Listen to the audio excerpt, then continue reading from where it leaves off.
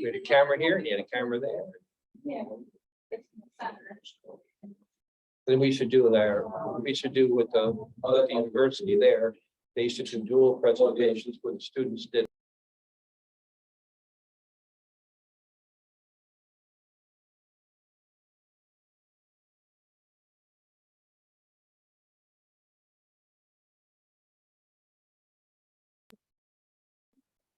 Oh, no, because we're gonna just turn it around.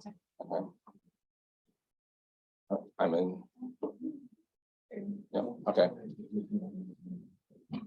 So I want to thank everyone for coming out today to attend our third talk in this semester's Borders and Migrations Initiative series for fall 2022.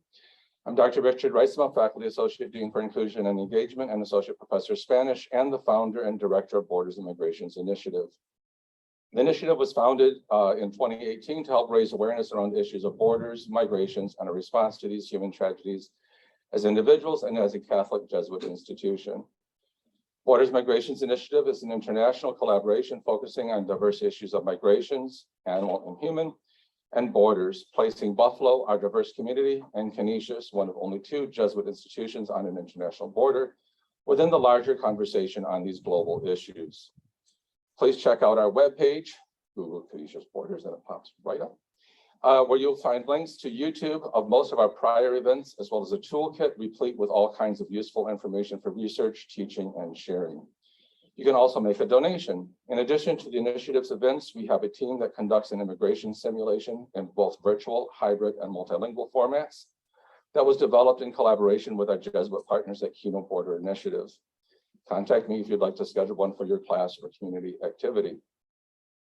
In addition, we have partnerships with various entities in the city of Buffalo for pedagogically embedded, mission-focused service learning within the city, our communities of immigrants, and with those detained in Batavia.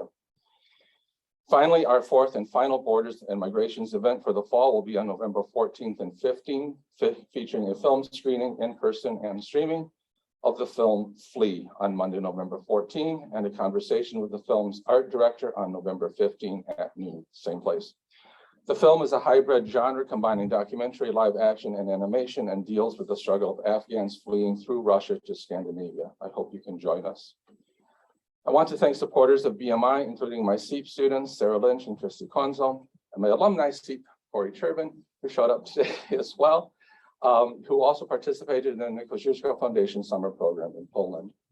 I also want to thank our tech support at the library for supporting us with food and space, and the departments and offices of modern languages, international relations, political science, all college honors, sociology and criminal justice, the VPAA, the Alana Center, ULLC, and campus ministry. I also want to recognize and thank the permanent chair of Polish culture at Canisius College for helping support this event and providing the honoraria. Let me also recognize and thank Marek Skulamowski, president of the Koziuszko Foundation in New York City, who has been doing important work in Poland and Ukraine. So thank you for joining us today. And a special thank you to President Steve Stout, who joins us today and whom our Canisius College community celebrates in a very special way this week. On Saturday, October 22, President Stout was inaugurated as Canisius's 25th president. He is currently working to build a new vision for the future of Canisius that is grounded in our college's commitment to faith that does justice. The Borders and Migration Initiative shares in that commitment, and we are so pleased that this event is a part of his series of inaugural events. So thank you. The genesis of today's panel started when I had the good fortune to teach a graduate course at the University of Warsaw American Studies Center in May and June of this year as part of the Canisius Damon Warsaw Faculty Exchange Program funded through the Koziuszko Foundation and the Polish chair. One of my students, Zofia Bashushka, works with Ukrainian refugees in Warsaw and graciously shared her experiences with me and facilitated an opportunity for me to volunteer. I also had a teaching assistant, Zuzana Wisniewska Tomalak, who has also volunteered with Ukrainian refugees. I also met Dr. Tomasz Podłocki, a professor at the Jagiellonian University in Krakow, who facilitated a visit to Przemyśl. Okay, I'm working hard on my Polish here. A border city in Poland about 10 miles from the Ukrainian border, where I met aid workers at the Ukrainian house, including Lila Kalinowska. This talk was inspired by seeing firsthand the Polish response to the crisis, traveling with refugees on trains and buses throughout my travels, witnessing refugee aid centers, makeshift shelters, tents, kitchens, and makeshift schools everywhere in Poland and the Baltics, and speaking with both refugees, volunteers, aid workers, and ordinary citizens helping those in need. We had intended on having several Ukrainian refugees talk about their experiences as well. However, as the bombing has intensified and conditions have worsened for their families in Ukraine, they each individually expressed that they were too traumatized by their experiences and the current events to talk about them publicly. I'm grateful for my Polish friends and their willingness to share their stories and experiences with us today. Please join me in welcoming Zuzanna, Sofia, Lila, and Tatiana to talk about their work. And I will ask them to introduce themselves briefly and speak a bit about their experiences, and then we can have Q&A. And I don't think Sophia is in the room yet, correct?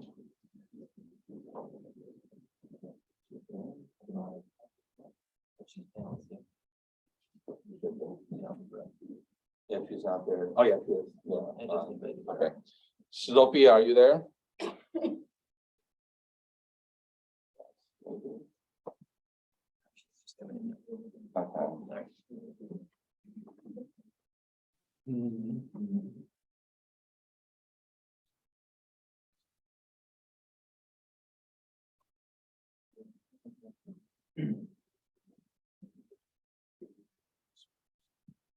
Sorry, bear in mind, there's also a 6-hour time difference, okay? We do have. Sophia, can you hear us? Yeah, I can. Okay. I'm going to let you go first since you're also at work at the moment at the refugee center. And does she have screen share option? Hello, my name is Sofia. I am working in the Warsaw Crisis Intervention Center in a part-time hostel for Ukrainian refugees. I am a graduate student at University of Warsaw, and also I actually started volunteering by a scout organization and the Warsaw Crisis Intervention Center. So yeah, that's a bit about me. Thank you, Sophia. Lila and Tatiana, do you want to introduce yourselves a minute? Hello. Hi, my name is Lila Kalinowska and Tatiana Nakonieczna.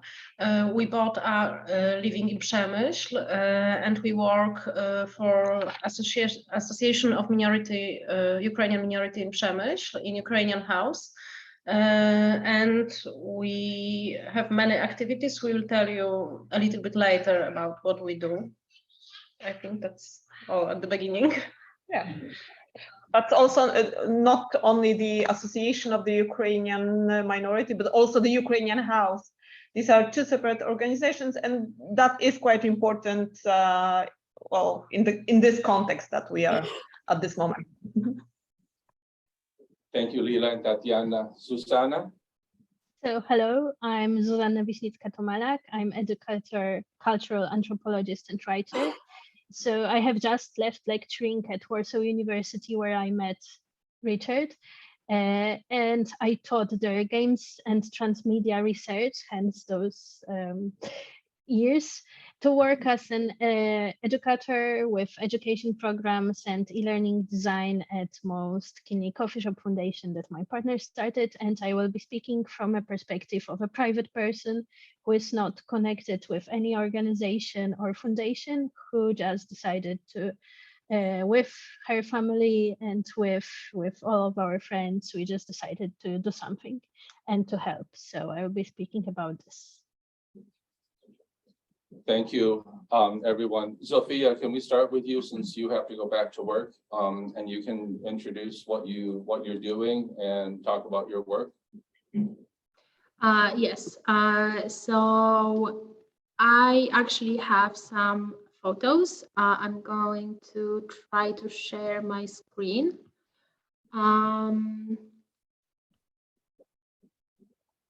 I think this is it. Yes. Okay. Can you see that? Yes. Okay, so I am working at the Warsaw Crisis Intervention Center, and I actually came to be at this work from a volunteer perspective. I started volunteering right after the war started. It was very unreal experience for me because I actually came back from an Erasmus exchange in Spain just like 3 or 5 days before the war started. And right away I knew that I had to do something. I had to like take action. So I came back to the Scout organization that I've been a part of, and because I knew that they would be organizing some volunteer help, and I bounced between some places, but the place I have like planted my roots was called Arena Ursynów. It was a part-time center for the refugees who came to Warsaw and then maybe wanted to stay on me a little while and or they just wanted to stay in Poland, in Warsaw. So we were at first looking for houses, looking for flats, also doing relocations to hostels, like long-term hostels set up by the city. So that's basically how my work started. And then when the crisis went from the perspective of very urgent business to somehow, I wouldn't want to say norm, but eventually Poles had to start to go to their work as well. So people who established our beloved arena had to go back to work too. And that's why the Crisis Intervention Center wanted to start hiring people who were previously volunteers to, just take care of the center, because we knew what to do, we knew how it worked. So this is actually how I got my job. Yeah, with the help of one really nice friend who is friends with like 8 HR people here in the center. And our work is actually pretty simple, but I think pretty important. We mostly organize rooms for people, even if only for one night. We are based in, right now, we are based in the main crisis intervention center in Warsaw. And we have 40 beds in multi-people rooms. So our everyday duties contain of taking care of the center, tending to needs, like maybe someone needs a diaper, maybe someone needs cat food or dog food, or somebody doesn't know how to type something in Polish. So we help them with that. This is basically kind of like running a hotel, but very, very different. We also have a phone that people can contact us with. So we do a lot of help for that.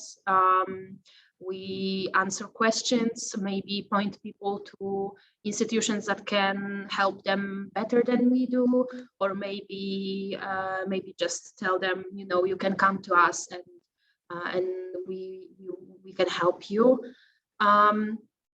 This is basically our everyday work.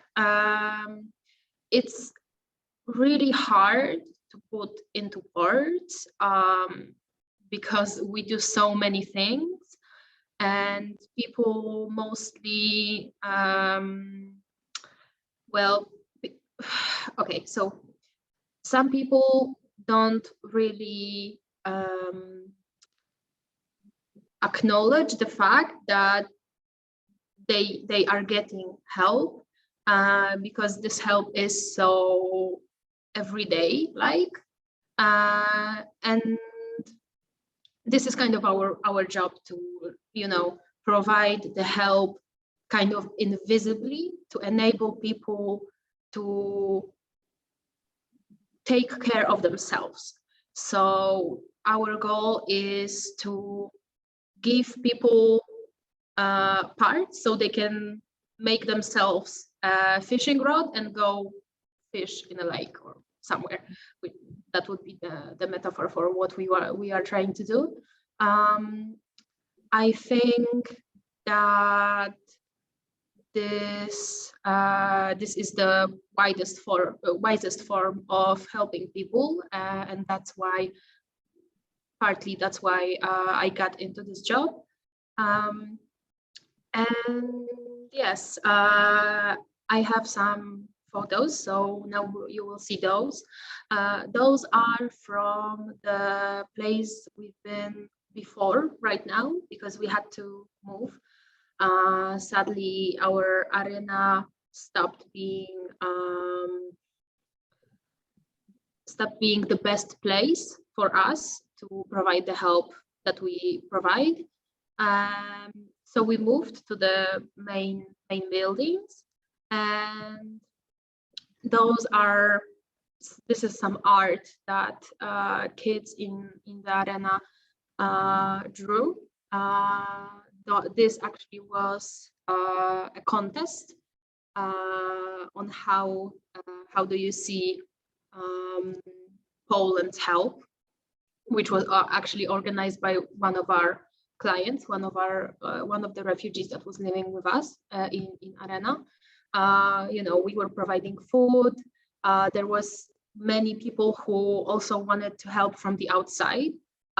We even had a professional masseuse company, I think, and they were trying to, you know, rub the stress from people out. We had many little kids. This is actually one of our workers. She is helping a 19-year-old man with a 5-month-old child, which was born during the war. And, you know, she was very, very stressed, and she didn't really know what she was doing. So we tried to help them by, you know, taking care of them both. There were some furry friends. We had dogs, we had snakes, we had birds, we had chinchillas. Basically every type of animal that you can think of, we had it. Oh, there's the chinchilla. I think you can see it just barely. And we had the most wonderful vet who is also a volunteer, and she was coming to us to help with all the pets. So yeah, in those photos there, that's her. Yeah, sometimes we had people who were not staying with us. Sometimes we had people just coming through. So we tried to help them as much as we could, you know, even if this was just food. Yeah. And this is actually what the center looked like. It was very, very basic and very, very kind of, you know, basic. It was very simple, but, you know, we had a capacity to like take 291 people actually, because there was a need for that many. At the beginning of the war, most of those beds every day were filled, and every day there were people coming in and coming out. So this was very necessary. Yes, I think that's mostly it about my work. Thank you so much. Thank you, Sophia. We'll turn next to Lila, and there will be time for Q&A after we've heard from all of our speakers. Lila and Tatiana, if you want to take over. Hello, everyone, and really thank you for invitation. We are also very grateful that we can share our story with you, which is important for us, that someone is interested in the job we do here in Przemyśl, in Poland. And we are grateful for everyone who are interested in refugees crisis, which is like every day for us and changed our lives. And this is what we will try to tell you in a moment. We represent a small organization, Ukrainian minority, which lives in Poland and lives here, not came here before, but just lives here. And our mothers and grandmothers lived here. So we are a citizen of Poland. But not me, but others members of our organization communicate in Ukrainian every day, accept Ukrainian culture. I'm speaking about this because when the refugee crisis started, we were just organized and ready to help refugees. First of all, we know each other and we checked each other in action, so we could trust each other and organize better from the first day of the crisis, of the official part of the war in Ukraine.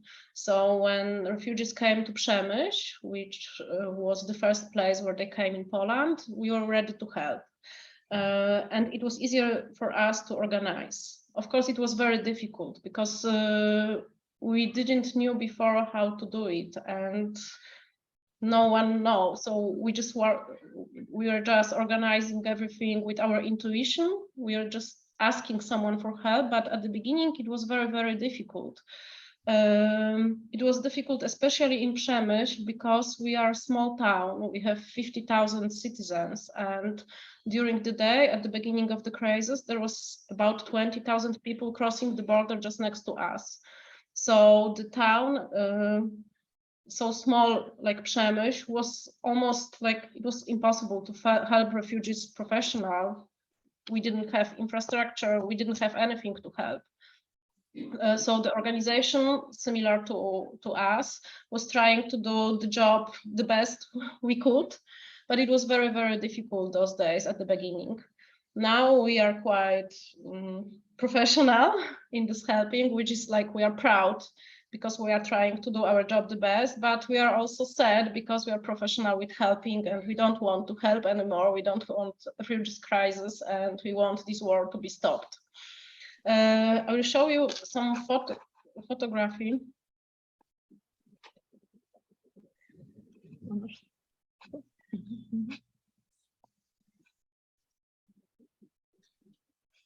Do you see the photo? Is it okay? It's a little small, but Na zielono. Udostępnij. Ale nie, bo jest... A jest udostępnione. Can you see it? So we can see mostly your folder and the photo on the right, like a small one. Oh, okay. I'm sorry for that. And now it disappeared. there, Is that's it perfect. Okay. okay? At the beginning of this official part of the war in Ukraine, because the war started a few years before, but this official part, many refugees come to the Przemyśl, and they needed help. The refugees which came to us at the beginning, they were not ready for being outside the border. They just leave their houses. They weren't prepared to journey, to live in another country. And it was the middle of the winter, so it was very frozen. We didn't have any infrastructure at the beginning. We didn't have anything. The first way we started helping, and it was quite obvious for us, we wanted to use our Ukrainian language, these skills to communicate with refugees. It was a huge problem at the beginning because no one from official structures, from soldiers, from even emergency, no one could speak Ukrainian. So from the beginning, we registered about 800 volunteers, Ukrainian and Russian speaking, just to help on the first place when the refugees came to Poland, on the border in Medyka, Korczowa. They are two cross-borders, and on the train station in Przemyśl when the train from Ukraine came. And this is the job we still do on the train station. We have our volunteers and workers every hours during the day and the night. The other job we started doing, of course, this translation, which I told you, it wasn't only translation. It was just we needed to put to refugees basic information to find solution for their problems. We're trying to communicate and trying to find, of course, safe destination, which was very difficult at the beginning to check and find safe destination. But we were also trying to help with medical care, with many problems they came to Poland with, because it's obvious normal life for them. And from the beginning of the war, we started, this is the cross-border photography in Medyka. You can see that people were coming with some stuffs, and there was even not enough people to segregate it. So it was like at the beginning, it looks like this, and then it was wet and it was just rubbish. And this is a very important place. This is what we thought at the beginning. We, as an association and foundation, we are the owner of the old building in the center of Przemyśl. The building is very old, over 100 years. And it was built by Ukrainian minority, and it was used as a place for culture activities, for meetings. And we know this place perfectly because we organize concerts, theater, workshops, and it was our place. When the war started, it was obvious for us we have to open it for refugees. So we arranged space. Now it's quite arranged for a small shelter or hostel for refugees. They stay here for a few days because this was the idea about the Przemyśl, that it's transit place. So the refugees stay here only for one night or only for a few hours, and they go to other place because it was impossible to find houses and jobs for such a many refugees. All of them, almost all of them, wanted to stay here, close to the border, close to the Ukraine, but we couldn't offer them. So this is the shelter we organized at the beginning. Now our shelter is in another localization, which looks much better and it's much more comfortable for refugees, but we still have this activity. So people who need to take a rest, to spend night or two in Przemyśl, they can use our shelter, our hostel, and we are the only one organization which do it now in Przemyśl. But this is what I told you, it's our, I can say, emergency activities. We did it because the war started. We are trying to monitor situation, meet politics, organization, help refugees. At the beginning of the war, only one person was employed in our organization. Now we have over 40 people employed because we have a support from other organizations. We have many problems, but we have other part of our activities we do in Przemyśl, and Tatiana will tell you about this. Mm-hmm. Okay. Yes, I just want to add something to what Lila said about the volunteers, because in the beginning we had almost 800 volunteers who signed in to help.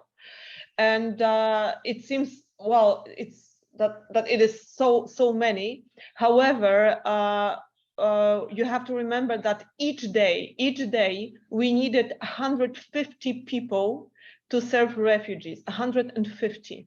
There are so many of them coming to Przemyśl. That's why we prepared schedule and we placed 150 volunteers every day. In the very beginning, we were present in Medica on the cross border. We were present in City Hall, on a railway station, also in a few different places because the translation was needed. At this moment, we are mainly responsible for railway station, but not only. We also have our shelter, what already Lila said. What we do now, we run a few programs, let's say. One of the biggest is obviously the shelter. As Lila said, in the beginning, we had this shelter in the Ukrainian house, but due to renovation that we were obliged to start here in the Ukrainian house, we moved it to another place. It's very close to the Ukrainian house. We still can hold up to 50 refugees. They can stay for 2 nights, 1 to 3 nights, not longer. There are no conditions even to stay longer. We feed them, we keep them warm, we give them psychological help if they need it. And they also can use our help center. This is our other program that we have at the Ukrainian house. We have employees who, volunteers employees who can help people to with the accommodation, with legal advices, with finding jobs also. People who stay in Przemyśl can also learn a Polish language. These are our main programs. However, we also have many small activities that we do.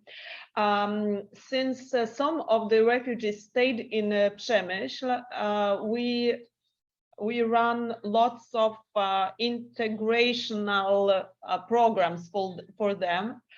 As you can see, we had a few conferences about refugees, about the situation. We do hold it here in Przemyśl. We organized it. We organized it. What you see now, we started workshops, like singing workshops, because many refugees who came to Poland, they are professionals. We have here in Przemyśl, we have great violin teacher. We have great singing teachers, as you can see at this moment on the picture. So we decided that they will run workshops, classes, like music classes, painting classes. They earn money, but also they show the Ukrainian culture here to Przemyśl community, not only to Ukrainians, not only to refugees, but also to people who live here in Przemyśl. So this is our next program, and we do have few programs like that, but these are the main ones. Also, each time we have, I don't know, some kind of problem that we cannot solve, we try to contact specialists. For example, there are, as you probably know, there are not only Ukrainians refugees, but we also have Roma community refugees from Ukraine. And since we do not understand them, do not understand their culture, for example, we organized workshops with Roma organization here in Przemyśl to understand better. So we keep in touch with other organizations in order to serve, to help refugees as much as we can. So basically this is it. Okay, here you can see a picture. We did a few city tours for refugees who decided to stay in Przemyśl. So we try to take care of them also. But for people who cannot stay in Przemyśl, because Przemyśl is a very small city, we still we try to find accommodation in Poland, job. We also provide legal advices. So we very often meet the situation that someone, for example, is during the chemotherapy and they need to have a continue. So we are trying to find a destination where the treatment will be ensured for that person. So when the situation of some of refugees is complicated, we have a center who help them to find destination. Yeah, and if I may say something at the end, because I do understand that we will still have a chance to talk about our the threats, what we are afraid of, and what are the plans. But what I want to say that for us also as the organization, the biggest challenge was to change what we do, because before 24th of February, we were experts in cultural events, in conferences, workshops, concerts, stuff like that. And in February, at the end of the February, we just changed 180% or whatever. Yeah, we had to change what we did. We did not have any experience in a humanitarian crisis, and for us that was also a huge lesson, and I think we passed the exam, if I can say so. Okay, thank you very much. If you have any questions, I'll be more than happy to answer. Thank you, Lila and Tatiana and Polak, the 3-year-old. Zuzana, we can turn things over to you for a few minutes, and then we can open up for Q&A. So hello and welcome. I will be showing you around time. As you can see, I'm used to be a lecturer, so I had to make some presentation. It will be helping me to speak to you. So I would like to show you around the situation, or the time, maybe not so much my house, in which a private person, just a person that lives their own life, works at the university and provides education, became a person who hosts war refugees. So it would be a private story about how it may happen.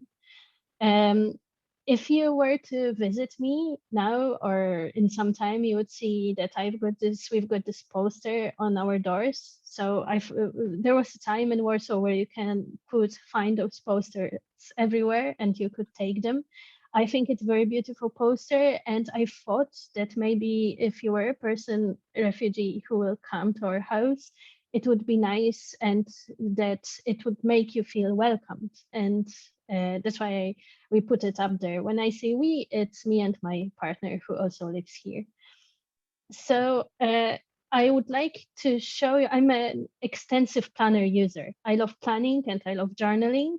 So I thought that I would tell you my part of Polish-Ukrainian story through journal entries. So the story of bringing totally unknown foreign people fleeing the war zone for a few months to your own house and your own life, and trying to figure out how to really help. So my idea is to show how the war and helping the refugees mingles and gets into your daily routine and daily private life. Reading back those stories when I was preparing some translations for you. So reading back those stories was sometimes difficult, sometimes surprising even for me. The perspective of months changes how I see those first days. And so please prepare that the story will be a bit intimate. It will be a bit about myself, so I'm sorry, but that's only experience that I can give you. It would be personal, but hopefully it would be somehow insightful. If some stuff would sound to you very emotional, it's because it was very, very emotional, sometimes difficult. Thousands of new people in need of housing, food, and medical help and psychological support were coming through the borders each and every day. And it was a war that Russia started, just like that started it, and there will be some, I think, generational traumas in play also in this situation. So add to this, dare I say, not very efficient government. That's not many people, I hope I won't offend anybody, but we tend not as a society not to trust government help. So that there will, you know why many private people and non-governmental organizations so quickly jumped up to help and try to organize everything. And I won't have many photos, and I think it's maybe also a bit telling, but I tried to provide as much as I could evidence and show you how it was. So just to say what happened, what was before the war. So in the life that I led before the war, of course, it's before the war for me, because as I think Lila said, for many Ukrainians, it began in 2013, 14, or even earlier. So it may be a bit shameful to say, but I had no ongoing concern for Ukrainian affairs. I have some friends from Ukraine, they are friends, so we work together, we see each other and so on. I only have seen some ominous signs that something is going on. So I remember seeing some tanks being moved on February before the war started. And I remember that the vacation the year before, we read what Putin wrote about Ukraine and Russia, which was very ominous. And we were looking for the planes, military planes, and we were thinking, is something steering somewhere? But it probably was not directly connected with the situation of war, but there is this like ominous signs.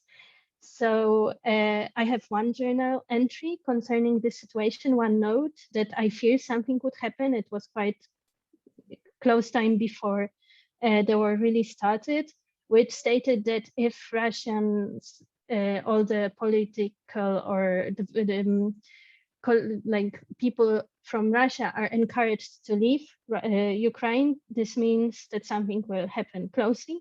So I knew basic stuff about Ukraine. I knew that we share a border, a big chunk of it, and big chunk of sometimes intense history. I remember being in school and supporting something which was called Orange Revolution in 2014. I was 13 at the time, so not sure if I understood what was really going on.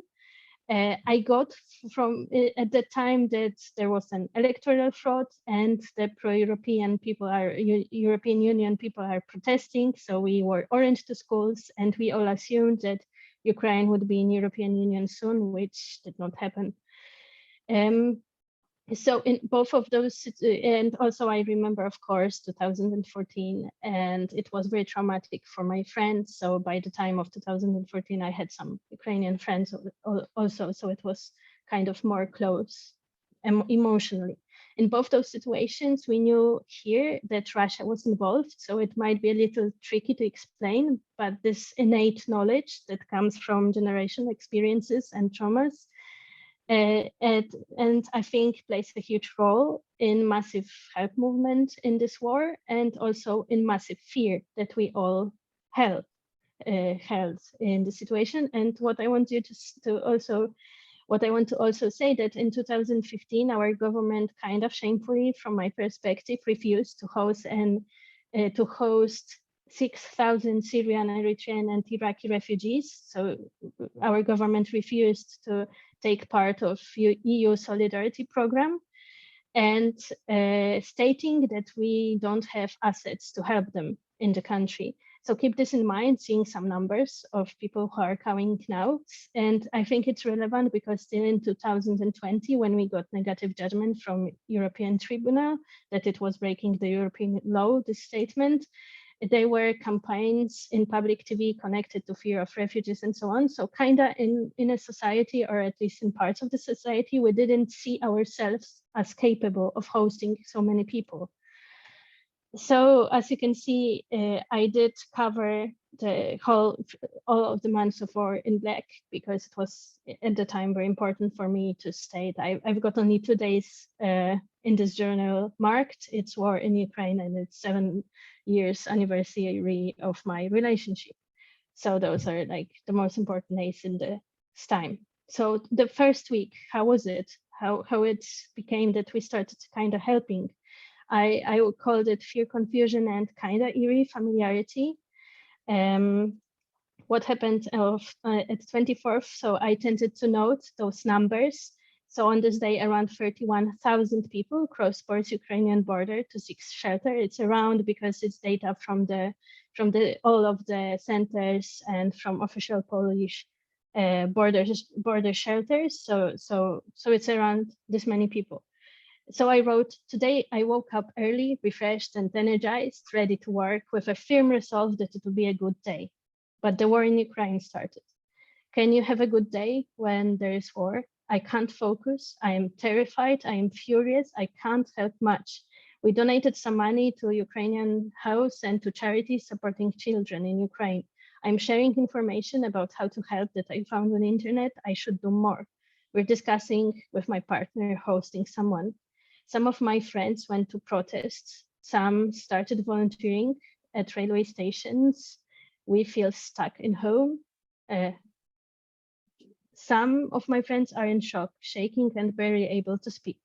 So that was our atmosphere around me. And I also shared, as you can see, it was 24th. I shared this, what was kind of very important for me. My friend wrote it. Without a declaration of war, without any real casus belli, no excuse, based on miserable provocation with a mouth full of phrases, lies, insults, and hypocrisy at dawn, as in 1939, he wrote. In the days, weeks, and months to come, let us not get used to what happened and will happen. In addition, the empire attacks its smaller neighbor, and that Ukraine, the country with its history, which is historically closest to us, next to Lithuania and Belarus, is being hurt.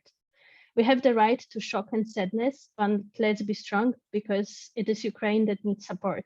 And one more thing, let us remember that the aggressor is Russia, not the Russians living in Poland. They can be our guests. So what did he mean by just as in 1939?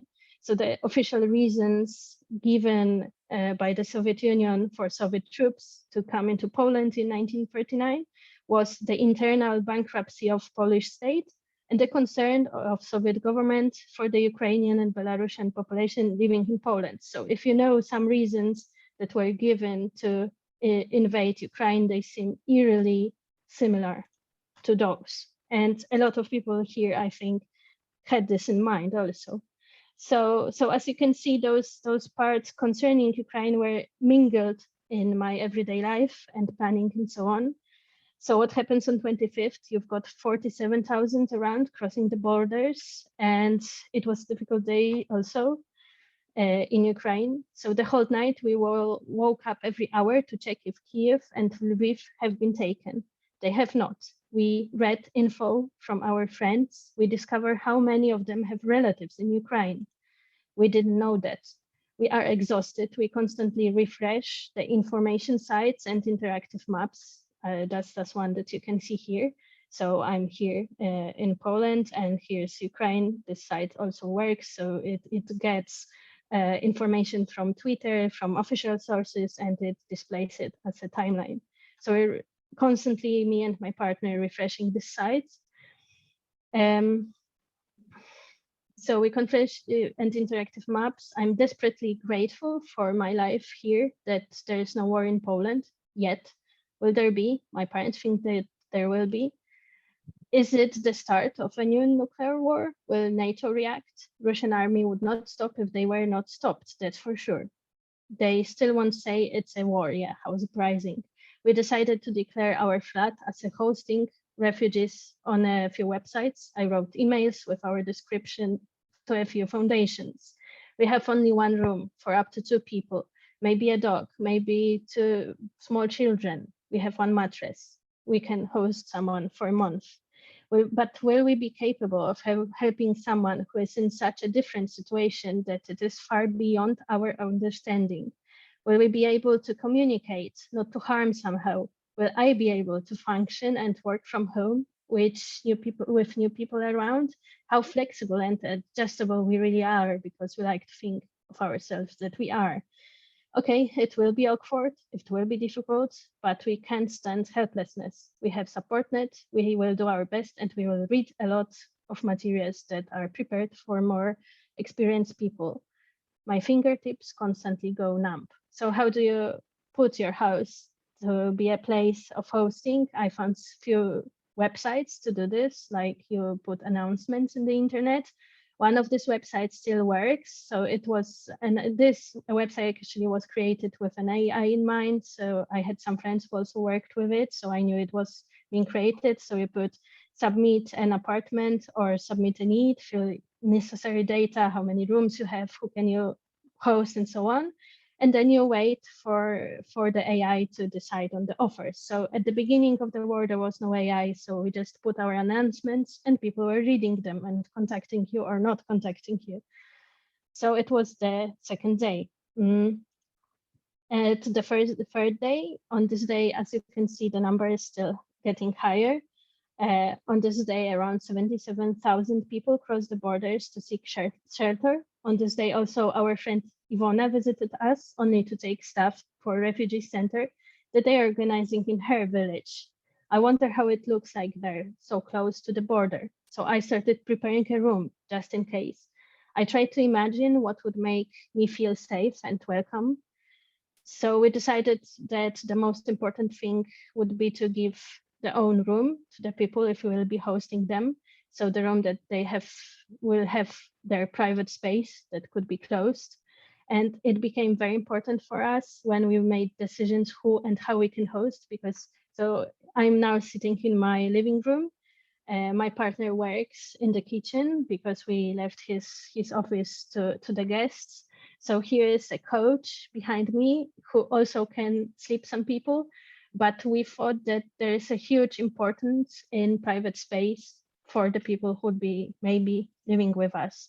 So we prepared this room. I tried to write some notes. I didn't know what to prepare. So we prepared some towels, some blankets, a spare computer, internet, place to put stuff, whatever we could, and a huge mattress that can be blown to host 2 to 3 people. We also put up, because my partner has a foundation and has a coffee connected foundation. So he roasts coffee and sells coffee to fund projects concerning education. And it's called Kawiarnia Najchętniej, most kidney coffee shops. So he created this product, which is coffee. And we gave it to some shelters and centers that needed coffee. And we also sold it to give all the money to the Ukrainian organizations that were helping at the time. So, and here I had the whole day was spent de facto refreshing news pages about Ukraine. We only talk about war if we talk at all. That was those 4 days that we tried to live, organize, and so on. So I would like really to say that we felt at the time that we're helping not enough and too slowly. And now, as I can see that we put out those things and so on, I think it wasn't too slow, but it felt very, very slow. It felt that everything is going on, the world is crashing at those days, and we are too slow to help. And then there's the next week, which I kind of wrote fear all over it because I was afraid, but I put some butterflies because it means hope. And I think, and it's kind of important to me to say that I think that there's something important started to emerge, memories, stories, and we had some doubts as well. So this is my week, and there's this information that I watch info about Ukraine and some more in-depth analysis to feel safer. And suddenly I know what an Iskander is. So there's this little notes. I started learning Ukrainian. I made a sketch of a letter that we could give to our guests if someone visits us, and we announced our flat as available with some another organization because we're afraid that we didn't do everything to let people know that we can host somebody. In the end, it came out that we had a little place and there were bigger groups of people seeking shelter. So that was this problem that we could host 2, maybe 3 people if there was a child involved. And of course, I watched a lot of films and so on. And then there is a little important thing. So about these memories that I think played an important role in a society here. So at the 5th of March, I finally got enough mental power to call my grandmother. So, and also people seem to fear, so it's a note from the 5th of March. People seem to fear speaking the word war out loud. And it's not Russian propaganda. It's more of a superstition, as if it was a curse, as if it would curse us bringing the war here. I took a taxi today, and the driver, speaking about the war, he would always stop before this war, hesitate for a bit, and lower his voice while saying the word. Everyone speaks about it, but everyone lowers their voices on the word war. So I have a little theory. People here, as well as around the world, were quite perplexed by the speed and amount of private help for Ukrainian refugees. So I'm not saying it was perfect, but it was kind of unprecedented, and we as a society did not think of ourselves as such welcoming. So I have the theory about what happened. Not only empathy and need were involved, of course, empathy and need were also involved, where we've got crowds to accommodate, don't just, and not only, so there were people coming and something needed to be done to help them, but something else played a role also. So the stories, the memories, the generational ones, personal ones, and it's all around the word babcia, which means grandmother. So I knew all of my grandparents, some of their siblings as well, and all of them went through World War II. I knew 3 of my great-grandparents who lived through both wars and communist times that we understood in our family as, and I don't think only in our family, as a Russian occupation. And that ended around the year I was born, so pretty close. All of them, I dare to say, all of my grandparents were traumatized by war, and all of them dealt with it differently, especially in terms of telling stories. So for example, my great-grandfather wrote books. He was born in Caucasus, and he seen First World War there. Also, Russians came. My grandpa, who was closest to me, he told over and over again the same terrifying stories from war. He taught me actually to fear Russians and Germans that I have to conquer in adulthood, not to be a xenophobe. So when I was 5, I had nightmares about Nazis shooting people because of all of those stories that he told over and over again. One of my grandparents never spoke about the time he was a kid in Drohobych, Ukraine, where his father worked when the Russians came. He only told one story when he had a dinner with some onion in it, and he suddenly sprouted into telling the story that he was left alone as a teenager in Drohobych, and he ate rotten onion, and that it tasted like heaven. It was delicious because he did not eat for days. And then there was this grandma that I dared to phone. So my grandparents are not alive. And she also tells stories, but all of her stories were funny and lightheartedly told, funny, uplifting. So the same grandma, when I called her 5th of March, said crying that she started remembering different stories that she always told. When the Russians came, she said she didn't specify it, but the stories that but she only said that she thought that those stories that she is now starting to remember maybe were dreams or films. So when she started crying at 24th, she didn't stop for 2 weeks at all. So she always told anecdotes she thought were funny. For example, that she was 4 or 5 when Russian soldiers came to her house. There were in the house her mother, and her grandmother and aunt, 3 women and a little girl. Imagine what the women were thinking at the time. And 2 soldiers started going through their kitchen drawers, stating that they're searching for Germans. So when my grandmother heard it, she said angrily that there are no Germans in the kitchen drawers among the kitchen utensils.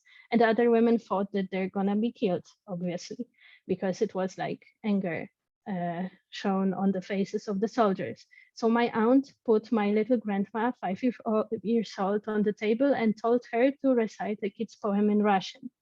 She made her remember at the beginning of the war. So that was the plan of my aunts. She made my little grandmother, remember kids' poems in Russian and in German when the war started. And we knew that we've got those to forces in our land. Well, she did, and it fortunately worked. They even got some bread from the soldiers who said that he has a daughter the same age, and they left with some stuff from the house, but without harming them. So those were the happy, uplifting, and terrifying, absolutely terrifying stories that my grandmother told. But she started remembering the other stories. So it was not only her, I heard it from my friends that their grandparents are starting telling stories again. Our parents started to remember some stuff from communist times, for example, and also us, where we suddenly discovered some hidden memories of the times our long gone grandparents or great grandparents told us about atrocities of the war, or about what they did not speak a word about. So there are people now who still remembers things. There are people now who thought that they had forgotten, like my grandma, and started rediscovering closed memories when they saw what's happening. But there are also people like me who are remembering by proxy, by the stories that we were told. And those stories are such vivid and strong for us. I think it's a part of our identity here. And it also flows, that kind of gives us power to help others, and this notion that we have to help. So then there was 8th of March, and our friend came. She's an artist, and she told us an interesting thing. So she is both Polish, Jewish. She also has an USA citizenship, and her mother was born in Ukraine. So she's an artist. So she said, I had to take down my exhibition. It has just been opened. I worked on it for months. They're changing the place to a refugee center, soothing, terrifying, beautiful, strange, and good. And why this is because her exhibition was called Locomotive, and was a large-scale locomotive-shaped installation in the railway station area that highlights the topics of migration, mobility that are particularly relevant today. The exhibition was created with the participation of people who donated their items and stories related to leaving one place and living in another. And they had to take it down because they were preparing a refugee center at the place where the exhibition was. So she sent me some photos, and they're almost only photos that I can kind of show you about this time. And then, so Susanna, sorry. ending, of course. Yeah. Can we just, I'll give you a chance to wrap it up, but we need to kind of stop and then open it up for questions. So yeah, wrapping it up, we in the end ended up hosting 2 families. So first of all, it was a family of 3 for a few days just, and I was capable of writing some stuff in Ukrainian because I learned enough of it. I made some mistakes, funny ones, as I was told. So that was all prepared by me, my parents, and my friends. And then we had a long run, so we're still in contact with 2 refugees that came to our house, and as you can see, lived with us for over 2 months. And from this time, strangely, I have only photos as those you can see. These all are situations connected with hosting refugees. So we were on this walk, and we together on Easter, we met my family, and so on. Or the washing machine broke, and of course the whole water was in the room, especially in the room of our refugees. So I only have things like this to show you, maybe it means something. We were trying to live to change as little as possibly could while hosting our guests, because we knew that it would be a long time.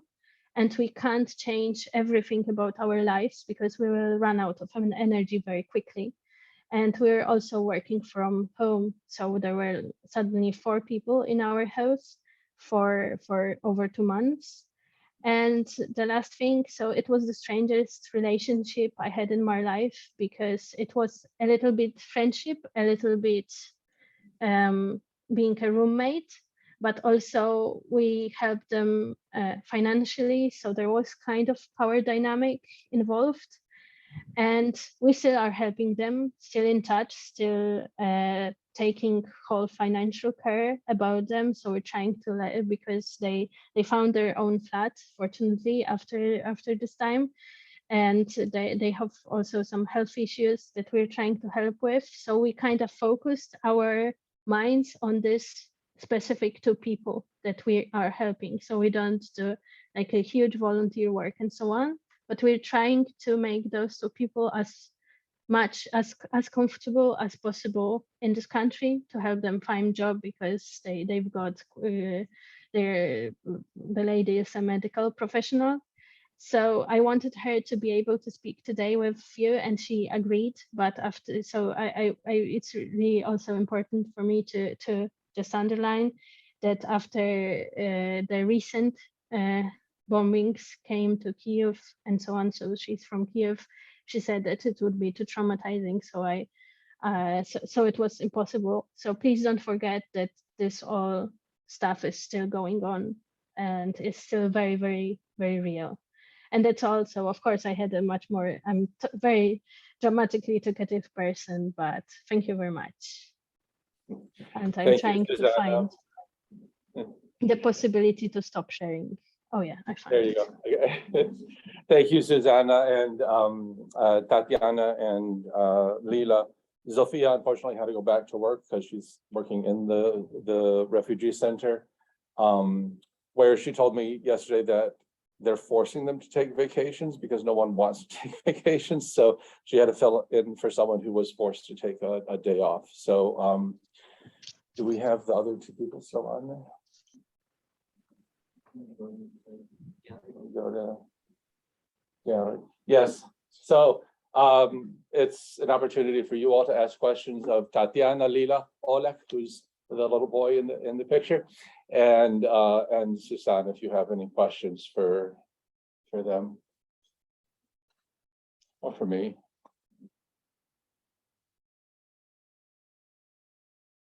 No one? Paola, yes, thank you. We should be able to pick it up, but if not, I can repeat it, but it's from here. Thank you so very much for your witness and for the willingness to share with us all the impressions and reactions. I think that it speaks volumes the way that you have been supportive in when this was just happening, and we were able to see how from different perspectives, somebody who has an organization, somebody who is a private person, somebody who used to work in culture activities and now is just deploying this, to see the different ways that you have to react. My question will be, unfortunately, I guess this is not going away anytime soon.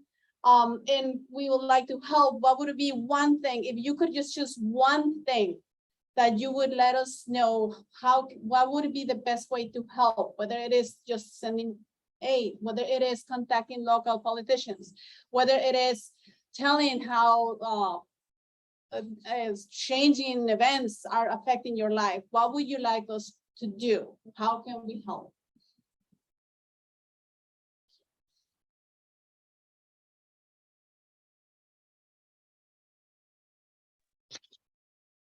Okay, if I may, I do understand the question, but it is so difficult to find one thing. Unfortunately, we know that we will have more and more refugees coming. I'm sorry, before saying what the one thing that we need, I do need to say that there is a huge problem in Ukraine with electricity, as you probably know. What we've heard, 30% of the infrastructure has been destroyed. One of the ministers in Ukraine said actually officially that to Ukrainians that if they do have place to go outside Ukraine, they should do that before the winter, because winter will be very, very difficult time for us and for refugees. and for Ukraine. And I know that very soon we will have problems with much more refugees coming to Przemyśl. That means that we will have much more refugees coming to our place seeking for shelter. So in our case, what would really help would be either enlarging, I don't know how to say that properly, our existing shelter, or to, I don't know, create a new one. That is one thing. The other thing is to possess financial support for the how do you say it, Jesus, for maintenance of the existing shelter, because in Poland, not only in Poland but probably around the world, the cost of electricity, gas, and everything went up. So we might face very difficult time in covering all the costs. So for us, in our case, would be that probably.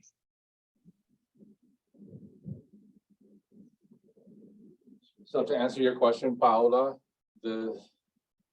that's where you can make donations straight to the Ukraine House, which is where Tatiana is also on the poster. Mm-hmm. And I just read for response for our needs. Okay. It's really nice. Just prepare. No, just that one. And then I want to see go back to the line.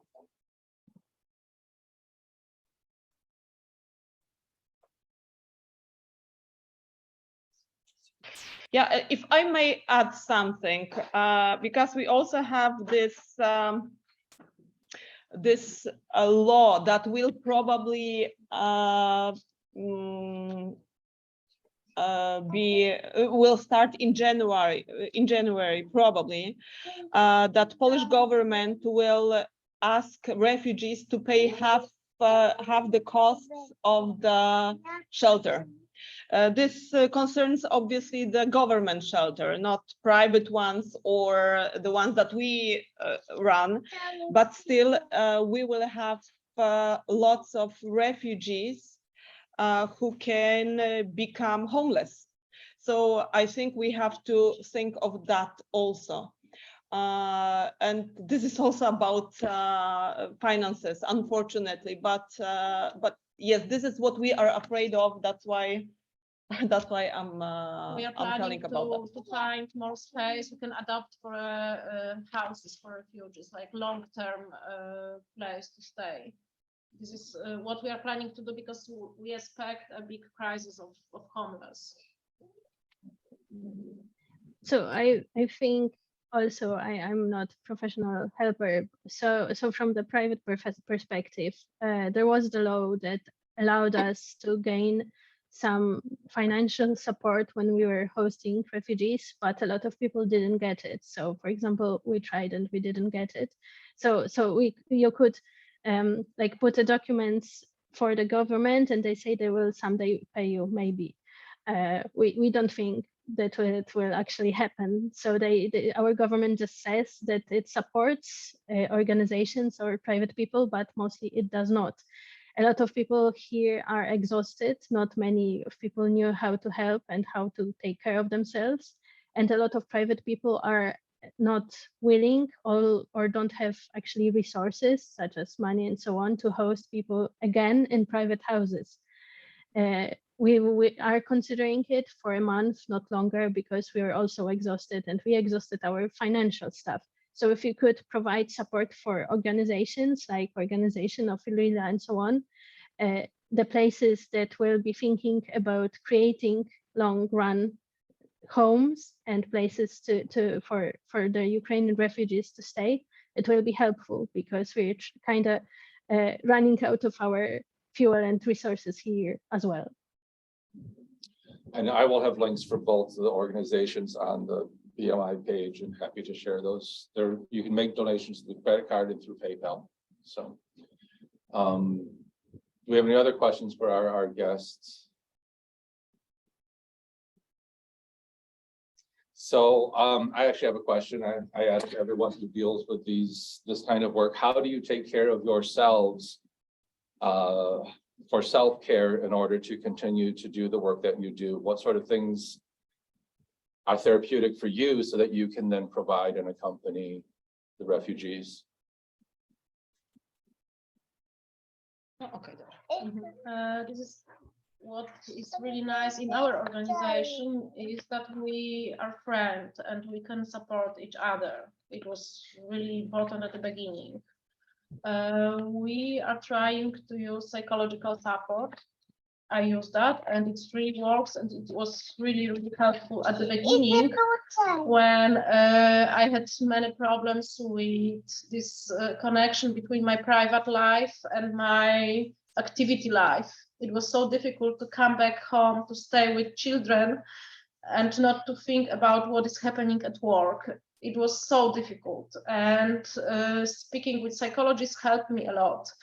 Now in this situation, we are quite professional and specialized, but I'm sorry, I'm trying to speak about not connect private life and work, but I'm with my child, so it's like, I know I don't sound very seriously, but this is what was really important for me. It's just to have my own private family space, even if the most difficult moment of crisis. Tatiana, is there anything you'd like to add to that? No, actually, we She did completely different because she didn't have home, because she invited so many refugees to her own house. So she was exhausted. I don't know how he... yeah, I had many refugees under my custody, let's say, a few at my house, some at my father's house. So I did not have time to think about it. But at this moment, I actually do not use help of like psychological help at the moment, because until now I felt that I do not need it. However, I also take it under consideration. A good thing is that we do have this help, so we can use it. So yeah. And Susanna, what about you and your partner? So for me, first thing is that, well, therapy was pretty therapeutic. So we both have some psychological support. Second thing was, what I tried to say is that we tried not to change our lives too much and be ourselves in our home. So even though we were hosting people, and it's a bit stressful because the things when we first met with the two people that we hosted for a long time, we only knew how their names and their age, nothing more. So, but we try to live our lives normally. So try not to be like hosts and have our house always perfectly clean and so on. And I knew people who are trying to do this and they run out of energy pretty quickly. So we try to be as kind and respectful as we could possibly be, but stay ourselves. And of course, we took care to have this one room because we had the possibility for our guests to stay in and have their own private space, and that's how we also protected our private space. There was one situation in which we considered kind of crossing our borders, which was that we had one night free when one group of guests left our house. We had Sunday free, and then another group of guests came to our house. And we were asked, and we really clinged to the Sunday to just have a day of rest. And we were asked to host someone suddenly on Sunday. And we're forceful considering saying yes, but we both started crying here. So it was an information for us that we can't do it. That we know that when you feel kind of like a monster, because you know that maybe someone would have to sleep in a railway station. But if we want to help for a longer time, we had to say no and just have this one day free to kind of recharge and prepare. So we took very seriously our emotions and our borders, and it helped. And for me, I'm a person who needs a lot of handbooks and booklets, so there were a lot of beautiful information shared by organizations that are more experienced in helping, so I read all of them because it just made me feel safe. And although I didn't really know if I'm doing everything right, because you can't, it made me feel safe and safer. And then there was a time where we stopped like going through the social media every day. So we started with refreshing those maps every 10 minutes, and it was very stressful, although then it gave us some peace of mind that we know what's going on, and eased our helplessness. But when the time came, when the time passed, we just decided to read some stuff on one day of the week to know what's going on and to know how to prepare and be aware. So it's important to us to still share the information and be aware what's going on, but maybe not every day, every 10 minutes. I think that's a lesson for all of us, actually. Tatiana, Lila, and Susanna, thank you for joining us today. And I know it's 7:30 out by you, but we want to thank you for spending the time with us, and also Oleg. So, and thank you all for coming. And there's food in the back. And so Lila, Tatiana, and Susanna, thank you. And I hope I can see you again very soon. Thank you very, very much. Thank you that you remember about Ukraine, about refugees. Thank you very much for your support. Thank you as well. Goodbye.